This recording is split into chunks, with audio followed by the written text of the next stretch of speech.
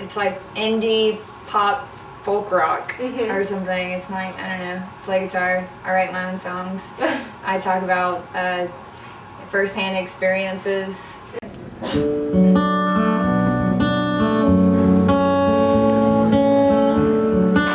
Well, I was playing a lot of shows and I didn't have a CD to give people, so I was like, how am I going to do this? And it was basically just calling in a lot of favors and getting into the studio in like this middle of nowhere kind of studio whenever we could and whenever we had time. And I don't know, it was like 2 years in the making, and finally I got it done and got it on iTunes, and things started getting really good after it was on iTunes. I wanna know that I am safe when you hold me tight. My logic is I write 9 little circles here, and I write the first song that I'd like to play to the last song that I'd like to play, and I kind of fill them in.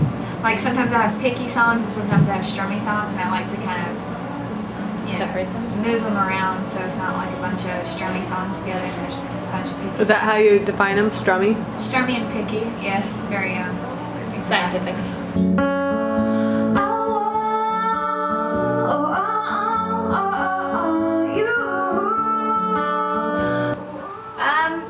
know, I don't know. They're different because it's coming from my perspective, and I don't know, I guess everyone has a different way of looking at their own situations and relationships. But yeah, I mean, they're all a little frustrated for sure, but and clever. I don't know. Does this scarf look acceptable, or does it look not cool? That was what I On stage? Yeah, I listen, or not listen, but look. All right, let me get the full effect. Let me get the full effect. Does it look cool? I just think about how inspired I was as a 14-year-old when I first heard, like, you know, Mazzy Star. Or, you know, when I first heard the Cranberries, I was like, oh my God. Or, you know, it just to have that effect on someone, you know, do that to a young girl like it was done to me, is like, wow, you know, it's really cool how music gets to people. Well, yeah, sure, why not? I wrote this song after I was waiting tables at the Hotel Cafe. This guy tipped me a big fat $0 on a credit card slip for $36.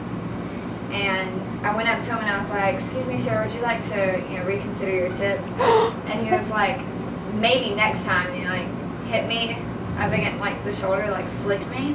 And I turned around and I turned back around and I was like, you know what, fuck you. That's all I could say, and then I walked away. But I grabbed that little ticket slip that he signed, and I saw that his name was on there, and I looked him up on MySpace. That's so funny. I didn't like stalk him or write him a letter. You were out for blood. I just wanted to see what kind of guy this was, and of course he was like single, Aquarius, from Boston. I don't know why I wanted to know that, but his name was Max Farini, so this one's for you, Max. Here's a lesson for those of you who don't like to tip. It's not mandatory, but it's really nice.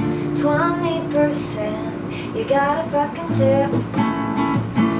You gotta fucking tip. You gotta fucking tip.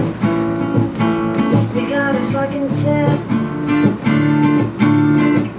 Okay, maybe you're 103 or from some foreign country.